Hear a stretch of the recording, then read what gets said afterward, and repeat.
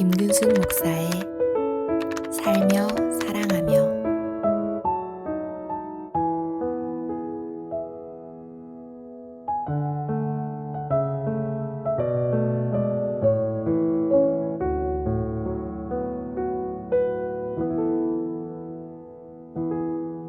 고등학교 2학년 시절에 당시 교생 선생님으로부터 선교사 시절의 이야기를 듣게 되었습니다. 그분은 러시아의 작은 마을에서 선교 사역을 시작했고 그곳에서 한 탈북자를 만나게 되죠. 선생님은 그를 돌봐주고 성경을 가르쳐 줬습니다. 그렇게 함께 신앙을 해오던 어느 날 북한의 비밀 경찰이 교회를 찾아옵니다. 탈북자가 있다는 소식을 듣고 온 거죠. 다행히 그 시간에 탈북자는 자리에 없었고 비밀 경찰은 저녁에 다시 오겠다는 통보를 남긴 채 사라지죠. 그 소식을 들은 탈북자는 그때부터 두려움에 떨기 시작했습니다. 아무것도 할 수 없었던 거예요. 다시 온다고 했기 때문에 무언가 준비를 해야 했는데 함께 있던 교인은 몽둥이를 손에 들었습니다. 그리고 선생님은 탈북자를 돕기 위해 무엇을 들어야 할까 고민하며 기도했다고 하셨죠. 결국 선생님의 손에는 성경책이 들려졌고 저녁을 맞이했다고 합니다.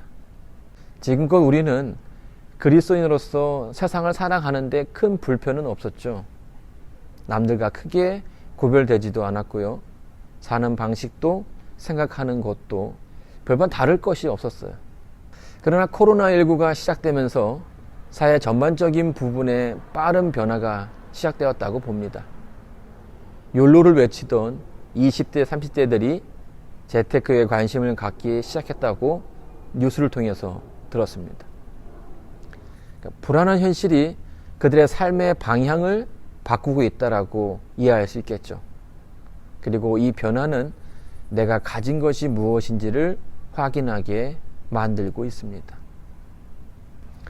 통장에 돈은 얼마나 있는지, 그 돈으로 얼마나 버틸 수 있는지, 내 전세금은 안전한지, 내 직장은 튼튼한지. 그리고 신앙인들은 한 가지를 더 확인해야 했습니다. 하나님을 믿는 나의 신앙이 정말 가치가 있는가? 하나님은 나와 함께 하시는가? 질문하게 만듭니다. 약 2700년 전에 다니엘이라는 청년이 이스라엘에 살고 있었죠. 이 청년은 자기의 인생 가운데서 본인이 속한 나라가 멸망하는 광경을 2번이나 봐야 했습니다. 전쟁은 모든 것을 파괴합니다. 기존의 질서를 파괴하고 새로운 가치를 내놓죠. 거대한 소용돌이 가운데 다니엘은 홀로 선택해야만 했습니다. 더군다나 노예로 끌려온 다니엘은 선택이 아닌 복종을 강요당합니다. 오늘 이 시대를 살아가고 있는 젊은이들처럼 선택의 길에 서게 되었던 거죠. 신앙을 가지고 갈 것인가? 새로운 가치를 따를 것인가? 격변하는 시대 가운데서도 하나님을 믿는 신앙은 여전히 가치가 있을까요? 다니엘서 1장 8절에서 그는 뜻을 정합니다. 이 정하다라는 말이 히브리어로는 숨이라는 단어인데요. 흥미롭게도 이 말은 바로 앞절에서 바벨론의 궁중 대신이 다니엘에게 새로운 문화를 지시할 때도 사용이 됩니다. 일제시대의 식민지 정책처럼 새로운 가치관, 새로운 학문, 심지어는 새로운 종교까지 강요를 당합니다. 그는 가보지 않은 길을 가야 했고 그 길의 끝에 무엇이 있는지를 알 수가 없었으니까요. 하나님의 뜻대로, 하나님의 방식대로 살기를 선택하죠. 다니엘서 1장 21절의 내용을 현대인의 성경은 이렇게 말합니다. 이렇게 해서 다니엘은 페르시아의 키루스 황제 원년까지 그곳의 왕궁에 머물러 있었다. 다니엘은 결말을 아주 간단하게 정리합니다. 존경받는 인물로 살아남았다.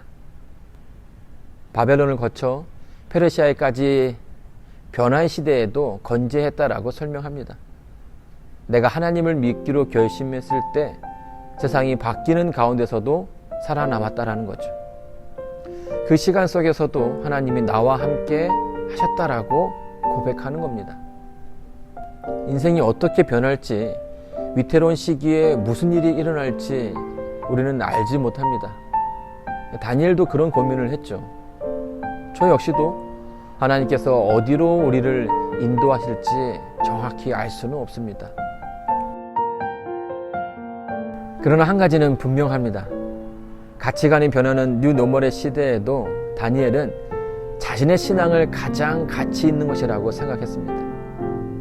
이제 여러분도 선택해야 하는 시간입니다.